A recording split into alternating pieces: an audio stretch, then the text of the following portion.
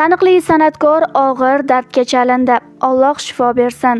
Hozirgi videorolikimiz aynan shu haqda. Videoni oxirigacha tomosha qiling. Kanalimizni ilk bor ko'rib turgan bo'lsangiz, videoga like bosishni va kanalimizga obuna bo'lishni unutmang. O'zbekistonda xizmat ko'rsatgan artist, teatr va kino aktyori Jumadulla Rametovning Alsgeymer xastaligiga chalingani haqida video va gap so'zlar tarqalgan edi. Xo'sh, bugun uning sog'lig'i qanday? Hozir ahvollari juda yaxshi, deydi aktyorning turmush o'rtog'i, aktrisa Saida Rametova. Men erta-indin u kishini videoga olib muxlislarga tarqatishni niyat qilib turgandim. Muxlislarning duosi bilan ancha yaxshi, Xudoga shukr. Jumadulla Rametovning Alsgeymer kasaliga uchrashiga asosan Covid sabab bo'lgan. Aktyor 2 yil muqaddam shu xastalik tufayli 15 kun yotib qoldi. O'shanda uning singlisi 3 ta kuyovi, qaynopasi vafot etdi. Ana shu sabablar hammasi ta'sir qilib, aktyor depressiyaga tushdi. Xotira susayishi endigina boshlanayotgan edi. Covid kuchaytirib yubordi. Sanatoriy, shifoxona, doktor bormi, tabib bormi? 2 yildan buyon hammasiga olib bordik, deydi Saida opa. Xudoga shukr, hozir ancha o'zgarish bor. Tunov kuni doktorga ko'rsatgan edik, natija juda yaxshi deyishdi. Ma'lumot uchun, Alsgeymer ilk bor 1907-yilda nemis psixiatri Alois Alsgeymer tomonidan ilmiy tavsiflangan. Odatda 65 yoshdan kattalarda uchraydi, biroq unga erta duchor bo'lganlar ham bor. Alsgeymer kasalligining kam uchraydigan shakli.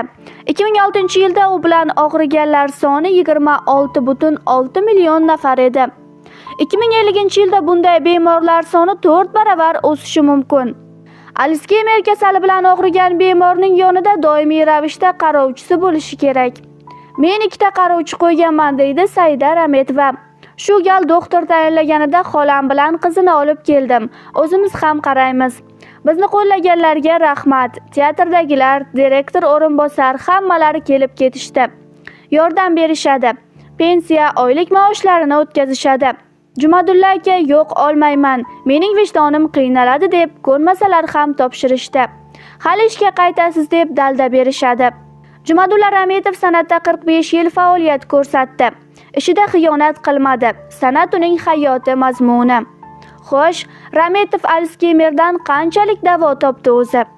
50-60% o'zgarish bor deyishdi. Natija juda ham zo'r, deydi Saida Rametova.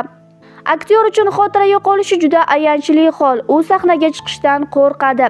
Matn esidan chiqadi. Bu ham Covid asorati. Bu yog'i Xudodan qolganini vaqt ko'rsatadi. Afsuski, bitta opamdan, qaynisinglim va juda ko'p do'stlarimizdan ayrildik. Covid tufayli davom etdi. Saida opa, joylari jannatda bo'lsin. O'zimning sog'ligimga kelsak, to'liq tuzalib ketdim. Tibbiy tekshiruvdan o'tdim, vrachlar rosa maqtashdi. Shunday davom ettiring deyishdi. Xudoga shukr deyman. Sog'lig'ingizni asranglar, tinchlikning qadriga yetinglar. Men kasal bo'lganimda ham shukr qildim. Allohim, shu dardni berdingmi, shifosini ham o'zing bergin. Sinovlaringdan o'zing eson-omon o'tkazgin, dedim. Xudoga shukr, hamma sinovlardan o'tkazdi. Jumadulla aka ham ancha yaxshi. Bu ko'pchilikning duosi bilan. Muxlislarimizga, xalqimizga rahmat, deydi taniqli aktrisa Saida Rametova. Shou biznes olamidagi eng so'nggi yangiliklar bizning kanalda. Bizni kuzatishda davom eting, biz sizga eng so'nggilarini taqdim etishda davom etamiz.